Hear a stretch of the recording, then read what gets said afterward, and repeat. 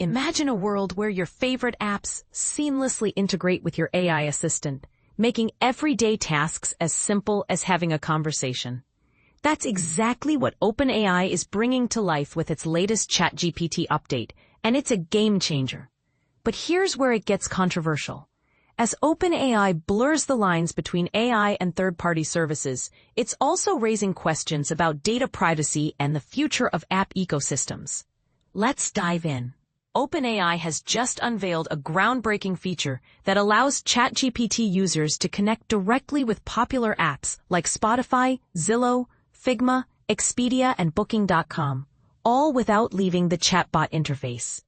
Announced during OpenAI's annual developer event on Monday, this integration, dubbed Talking to Apps, lets users perform tasks like creating a weekend playlist on Spotify or searching for a 3-bedroom home on Zillow, simply by asking ChatGPT.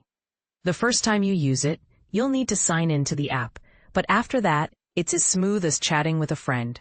There's an opportunity for builders to create entirely new applications native to ChatGPT and for services you love to thrive in this ecosystem, said Brad Lightcap, OpenAI's chief operating officer, in a Bloomberg TV interview. This move isn't just about convenience. It's OpenAI's bold play to position ChatGPT as the central hub for digital services, a gateway to everything from entertainment to travel to productivity. And this is the part most people miss. OpenAI's influence is now so profound that simply being mentioned at its developer event can send a company's stock soaring. Figma, Expedia, and Booking Holdings all saw significant stock jumps on Monday, a phenomenon OpenAI CEO Sam Altman called weird during a press briefing. We're still figuring out how to navigate this kind of impact, he admitted. It's a clear sign of OpenAI's growing clout in both tech and financial markets. This announcement caps a whirlwind few weeks for the company. OpenAI recently completed a secondary share sale that valued it at a staggering $500 billion, making it the world's most valuable startup.